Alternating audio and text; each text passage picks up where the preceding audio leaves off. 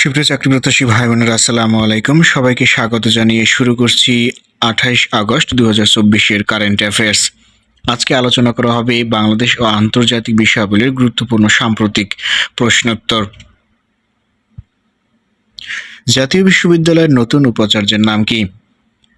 অধ্যাপক doctor ASM Amanullah হচ্ছে জাতীয় বিশ্ববিদ্যালয়ের নতুন উপাচার্য। গুম বিরোধী আন্তর্জাতিক দিবস কবে? প্রতি বছর 30 আগস্ট গুম বিরোধী আন্তর্জাতিক দিবস পালন করা হয়। ফারাক্কাবাদ আনুষ্ঠানিকভাবে কবে উদ্বোধন করা হয়? 1975 সালে ফারাক্কাবাদ আনুষ্ঠানিকভাবে উদ্বোধন করা হয়। বাংলাদেশের সীমান্ত থেকে ফারাক্কাবাদের দূরত্ব কত কিলোমিটার? 16.5 কিলোমিটার হচ্ছে বাংলাদেশের সীমান্ত এলাকা থেকে ফারাক্কাবাদের দূরত্ব। বাংলাদেশ ভারত আন্তঃসীমান্ত নদী কতটি? 54টি নদী হচ্ছে বাংলাদেশ ভারত আন্তঃসীমান্ত নদী। ভারত আন্তর্জাতিক আইন অমান্য করে আন্তঃসীমান্ত নদীর কয়টির উপর বাঁধ নির্মাণ করেছে? 30টি নদীর উপর ভারত আন্তর্জাতিক আইন অমান্য করে বাঁধ নির্মাণ করেছে। বাংলাদেশ আনসার বিটিভির প্রধান কার্যালয় কোথায় অবস্থিত? খিলগাঁও, ঢাকায় বাংলাদেশ আনসার বিটিভির প্রধান কার্যালয় অবস্থিত। বাংলাদেশ ও মিয়ানমারের অভিন্ন নদী কয়টি? বাংলাদেশ ও মিয়ানমারের অভিন্ন নদী হচ্ছে 3টি। জাতিসংঘের মানবাধিকার বিষয়ক সনদ কয়টি? 9টি সনদ রয়েছে জাতিসংঘের মানবাধিকার বিষয়ক। ঢাকা বিশ্ববিদ্যালয়ের নতুন উপাচার্যের নাম কি?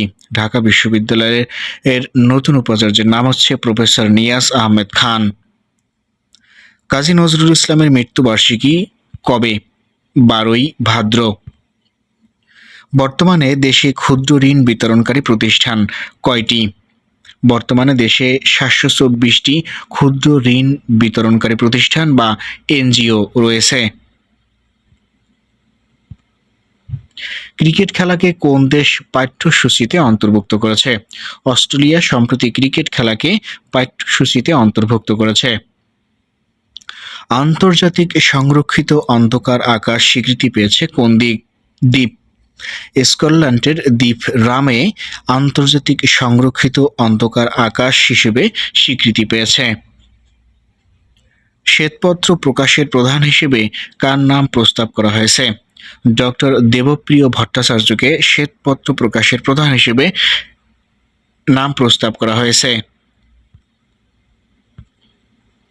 বর্তমানে আপিল বিভাগের বিচারক সংখ্যা কত জন? বর্তমানে আপিল বিভাগে 6 জন বিচারক রয়েছেন।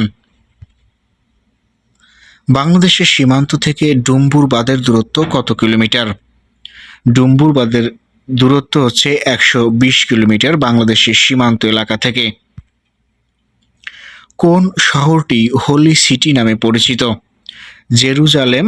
ফিলিস্তিনের এই শহরটিকে হোলি সিটি নামে ডাকা হয়। বর্তমানে সৌর প্যানেল উৎপাদনের শীর্ষ দেশ কোনটি? চীন হচ্ছে বর্তমানে সৌর প্যানেল উৎপাদনের শীর্ষ দেশ।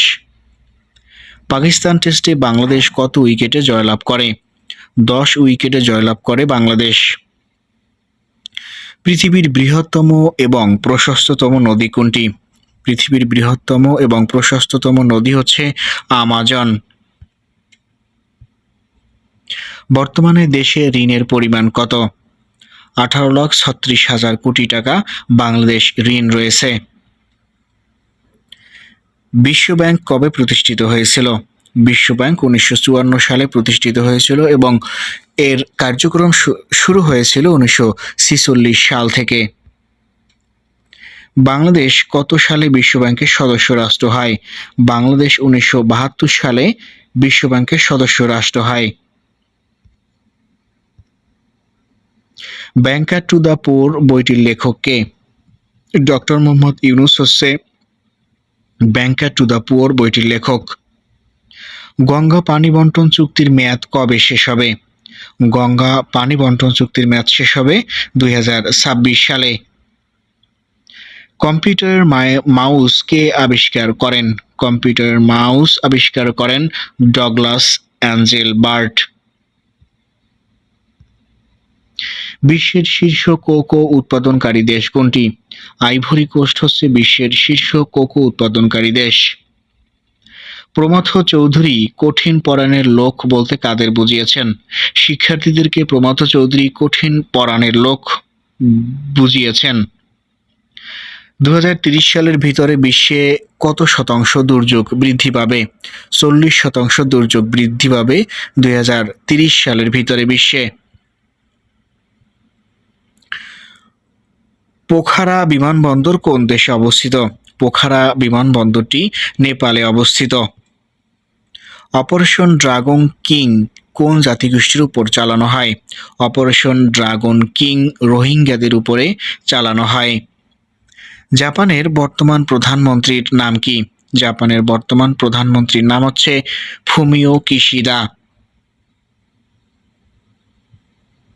প্রিয় বন্ধুরা, এতক্ষণ ভিডিওটি দেখার জন্য ধন্যবাদ। সেই সাথে পরবর্তী ভিডিও পেতে চ্যানেলটি সাবস্ক্রাইব করে রাখুন।